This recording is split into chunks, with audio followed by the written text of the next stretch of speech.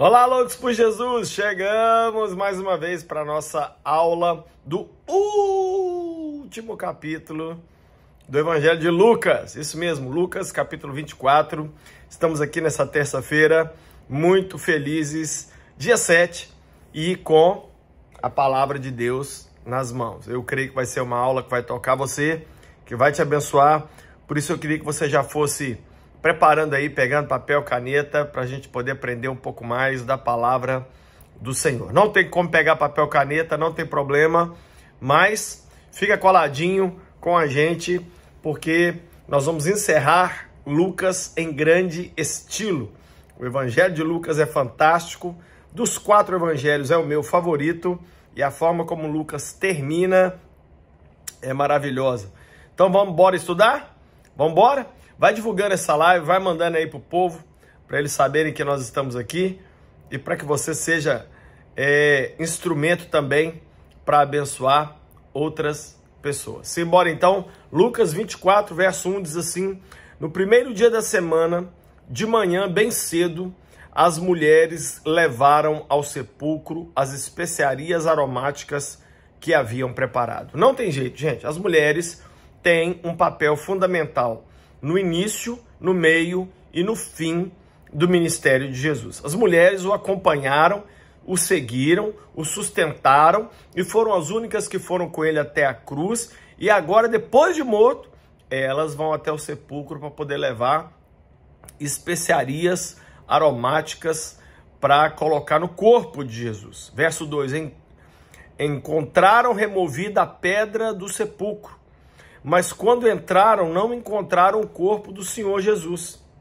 Ficaram perplexas, sem saber o que pensar.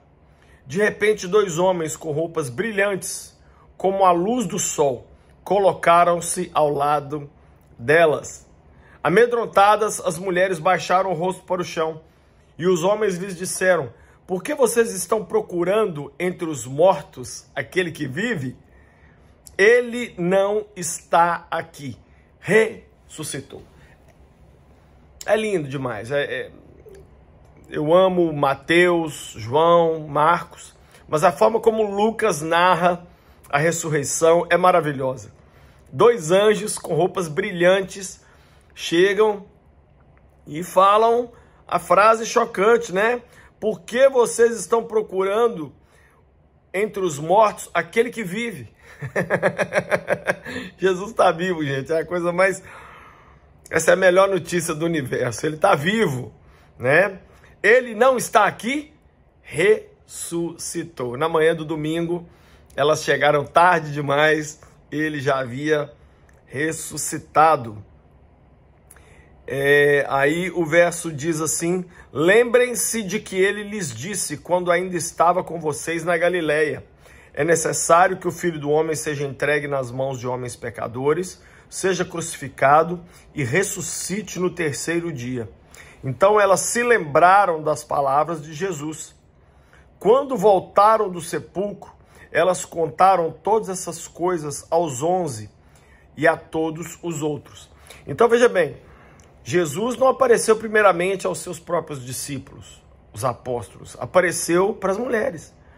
Apareceu para as mulheres e o texto aqui pela primeira vez fala os 11. Por que os 11? Porque Judas já havia tirado a própria vida, né? Verso 10. As que contaram essas coisas aos apóstolos foram Maria Madalena, Joana e Maria, mãe de Tiago, e as outras que estavam com elas. Ou seja, um mulherio, gente. Foram as mulheres as primeiras a contar a notícia da ressurreição. Tem até uma brincadeira que diz que Jesus apareceu primeiro para as mulheres para a notícia correr mais rápido, né? Mas eles não acreditaram nas mulheres. Olha isso. As palavras delas lhes parecia loucura. Pedro, todavia, levantou-se e correu até o sepulcro. Gente, olha que coisa. As mulheres viram, as mulheres creram, as mulheres acompanharam, as mulheres deram a boa notícia e os homens sentados. Não, a gente não acredita, não. Ele não. É impossível. ele ter ressuscitado, né? Mas Pedro levantou e correu até o sepulcro. Baixando-se, viu as faixas de linho e mais nada. Afastou-se e voltou admirado com o que acontecera. Ou seja, Pedro foi lá e viu que estava vazio. Estava vazio. Naquele mesmo dia, 2 deles estavam indo para um povoado chamado Emaús, a 11 quilômetros de Jerusalém. Ou seja, 2 discípulos de Jesus estavam caminhando, indo para a cidade deles chamada Emaús. No caminho, conversavam a respeito de tudo o que havia acontecido. Enquanto conversavam e discutiam, o próprio Jesus se aproximou e começou a caminhar com eles, mas os olhos deles foram impedidos de reconhecê-lo. Muitas vezes na vida, gente, nós passamos situações assim. Nós estamos caminhando, andando, vivendo lutas, problemas. Jesus está do nosso lado, mas a gente não consegue perceber. A gente não consegue ver. A gente não consegue ouvir. Pelo contrário, a gente fala assim, onde está o Senhor em tudo isso? E ele está ali, bem do lado. Verso 17, ele lhes perguntou, sobre o que vocês estão discutindo enquanto caminham? Eles pararam com os rostos entristecidos. Um deles, chamado Cleopas, perguntou-lhe, você é o único visitante em Jerusalém que não sabe das coisas que ali aconteceram nesses dias? Que coisas? Perguntou ele. O que aconteceu a Jesus de Nazaré? Responderam eles. Ele era um profeta poderoso em palavras e em obras, diante de Deus e de todo o povo. Ou seja, gente, esses 2 discípulos, eles estão dizendo para o próprio Jesus, sem saber, né? Mas eles estão dizendo para o próprio Jesus que o que aconteceu com Jesus foi tão chocante que todo mundo ficou sabendo. E aí eles estavam tipo assim, você é o único que não sabe? Né? Verso 20, os chefes dos sacerdotes e as nossas autoridades o entregaram para ser condenado à morte e o crucificaram. E nós esperávamos que era ele que ia trazer a redenção a Israel. Entenda bem, eles põem a culpa nos fariseus, tá certo, foram os sacerdotes, os fariseus que mandaram matar Jesus, mas eles tinham uma expectativa errada sobre Jesus, ó. Nós achávamos que era ele que ia trazer a redenção para Israel. Sabe o que significa redenção para Israel? Nós achávamos que era ele que seria o líder político, que iria nos libertar dos romanos e que iria nos dar nossa nação de volta. Gente, até depois de ressuscitado, os discípulos ainda não tinham entendido que Jesus não era um Jesus político, não era um líder nacionalista. Ele era um Messias sofredor que veio para morrer pelos pecados do mundo e não somente para resgatar uma nação chamada Israel. E aí eles disseram, e hoje é o 3º dia desde que tudo isso aconteceu. Verso 22, algumas das mulheres entre nós nos deram um susto hoje. Foram de manhã bem cedo ao sepulcro. Não acharam o corpo dele. Voltaram e nos contaram ter tido uma visão de anjos, que disseram que ele está vivo. Alguns dos nossos companheiros foram ao sepulcro e encontraram tudo exatamente como as mulheres tinham dito, mas não o viram. Ou seja, esses homens estão de tarde conversando com Jesus sobre aquilo que as mulheres tinham vivido com Jesus de manhã. De manhã as mulheres viram Jesus, de manhã elas correram para anunciar, né? No próprio domingo de manhã, e à tarde Jesus aparece para esses 2 andando pelo caminho. Aí, verso 24 diz, alguns dos nossos companheiros foram ao sepulcro e encontraram tudo exatamente como as mulheres tinham dito, mas não o viram. Não o viram, ou seja, as provas estavam dizendo que as mulheres estavam certas. Só os discípulos é que não criam mesmo. Verso 25. Ele lhes disse, como vocês custam a entender e como demoram a crer em tudo que os profetas falaram. Não devia o Cristo sofrer essas coisas para então entrar na sua glória? Aí Jesus começa, gente. Jesus abre a caixa de ferramenta e vai para cima dos caras. Jesus fala, gente, como é que vocês são lentos para entender assim? Será que vocês não entendem que o Cristo deveria passar essas coisas todas? E que aí ele sofreria tudo isso para depois entrar na sua glória? Verso 27. E começando por Moisés e com todos os profetas, explicou-lhes o que constava a respeito dele em todas as Escrituras. Jesus começou a pegar os textos do Velho Testamento e mostrar para esses dois que Cristo tinha cumprido tudo aquilo. Verso 28, ao se aproximarem do povoado para o qual estavam indo, Jesus fez como quem ia mais adiante. Mas eles insistiram muito com ele, fique conosco, pois a noite já vem, o dia já está quase findando. Então ele entrou para ficar com eles. Jesus fez de conta que ia para um outro povoado, mas aí os dois insistiram demais, falaram, não, o papo tá bom demais, entra aqui. E aí Jesus entrou para ficar com eles aquela noite.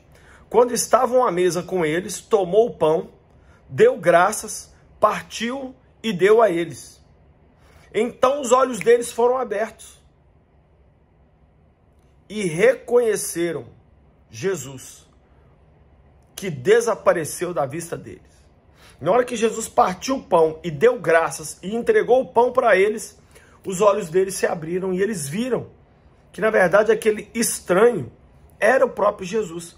Mas naquele instante, Jesus desapareceu da vista deles.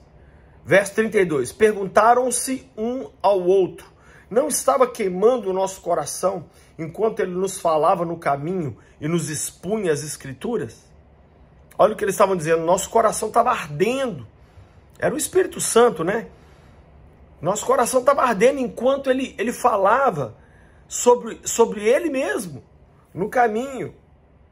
Verso 33, levantaram-se e voltaram imediatamente a Jerusalém. Ali encontraram os 11 e os que estavam com eles reunidos, que diziam, é verdade, o Senhor ressuscitou e apareceu a Simão. Então os dois contaram o que tinha acontecido no caminho e como Jesus fora reconhecido por eles quando partiu o pão. Deixa eu dizer uma coisa para você. Não espera ouvir uma voz audível, não. Muito crente está querendo, Deus fala comigo. Deus chega e fala numa nuvem. Não vai ser assim. Muito crente também está querendo, sabe, assim, uma coisa, tipo, abrir a Bíblia e pôr o dedo. Deus não fala com a gente dessa maneira. Deus fala na palavra toda. Sabe, os discípulos estavam ouvindo Jesus falar, mas não conseguiam reconhecer que era ele. Quem sabe esse simples vídeo que você está vendo aqui hoje, nessa terça-feira, é Deus tentando comunicar com você, mas você, quem sabe, não está entendendo.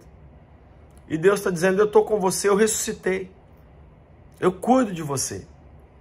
Jesus está dizendo isso para você hoje. Verso 36, olha bem. Enquanto falavam sobre isso, o próprio Jesus apresentou-se entre eles e disse, paz seja com vocês. Eles ficaram assustados e com medo, pensando que estavam vendo um espírito. Engraçado que os apóstolos tinham fé para acreditar que aquilo era um espírito, mas eles não tinham fé para acreditar na ressurreição. Verso 38, ele lhes disse, por que vocês estão perturbados e por que se levantam dúvidas no coração de vocês? Vejam as minhas mãos e os meus pés, sou eu mesmo. Toquem-me e vejam, um espírito não tem carne nem ossos, como vocês estão vendo que eu tenho. Por que Jesus falou, olha minhas mãos e olha os meus pés? Porque eram os lugares que haviam sido perfurados pelos pregos. Então Jesus estava dizendo, olha as marcas aqui, ó, da minha crucificação. Elas estão comigo mesmo depois da ressurreição.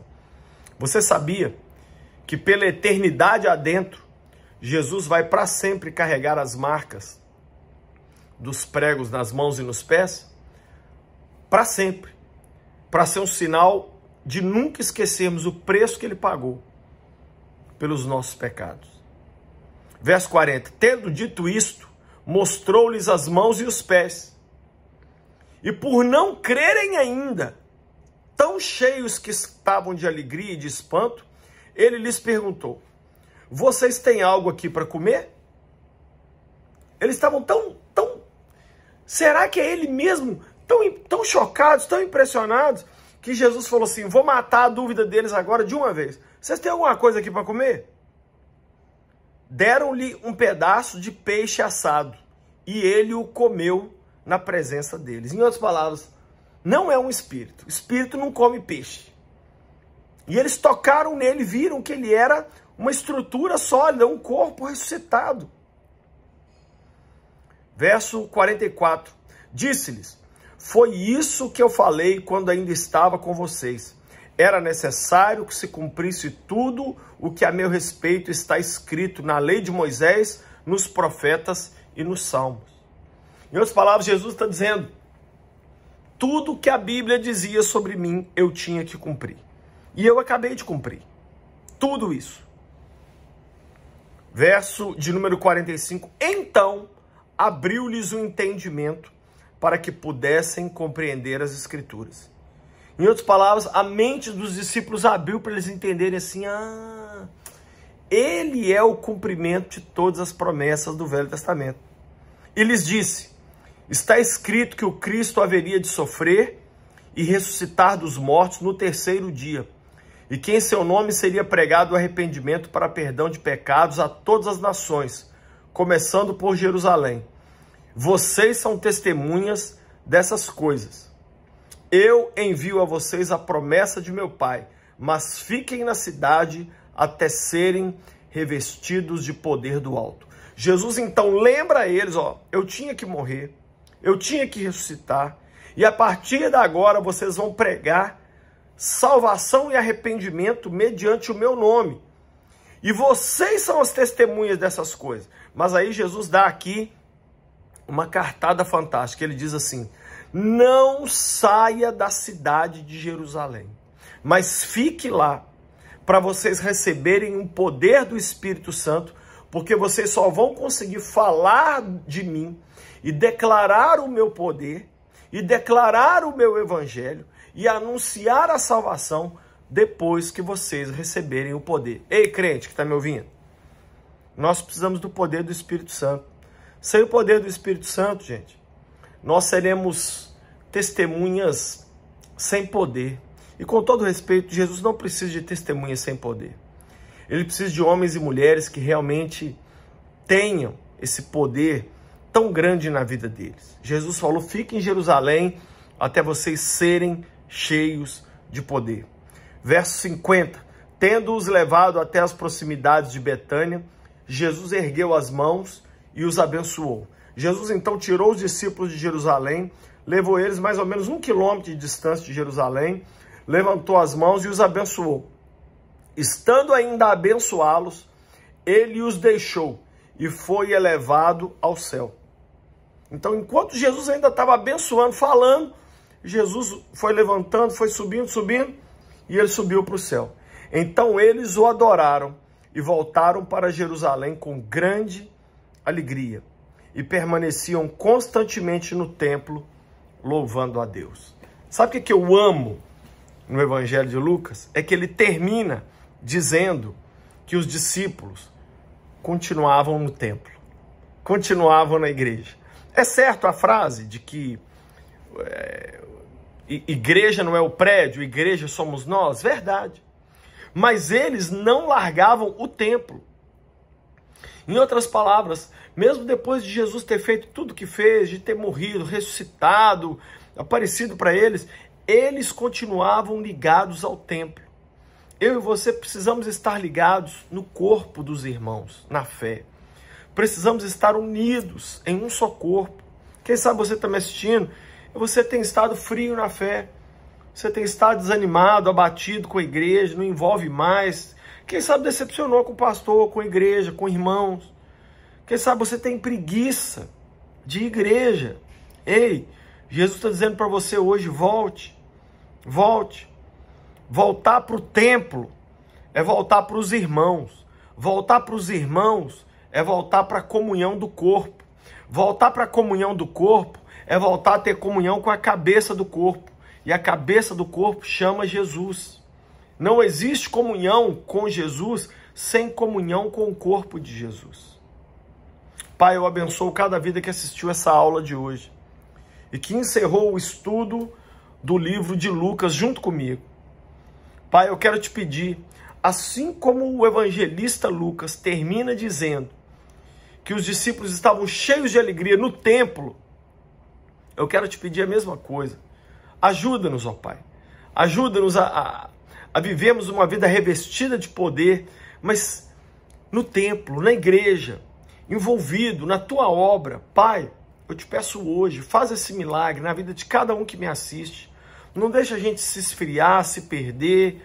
Não, eu peço hoje que o Senhor estenda a tua mão, faça a tua glória vir sobre cada vida e que nós sejamos revestidos de poder para sermos testemunhas dentro e fora da igreja, dentro e fora da nossa casa, dentro e fora do nosso país, em nome de Jesus. Amém. Amém, amém, amém, amém.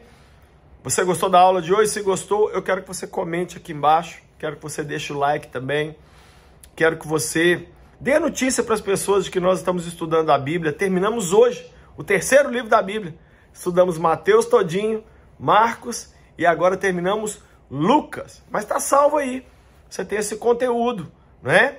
Lembrando que as aulas de segundas e terças são abertas para todo mundo, mas as aulas das quartas-feiras são somente para membros exclusivos do canal do YouTube. Se você ainda não é membro do meu canal, torne-se membro depressa. Você vai ter acesso tanto ao conteúdo que passou, quanto ao conteúdo que virá, né? Quero te convidar aí na loja do lucinho.com.br.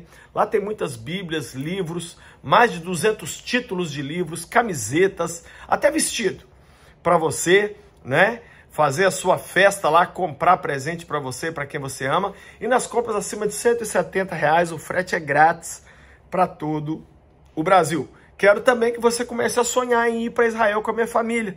Todo ano nós vamos 2 vezes, temos 2 caravanas por ano para a Terra Santa e eu queria que você viesse conosco em uma dessas. Então basta acessar o site viagecomlucinho.com.br.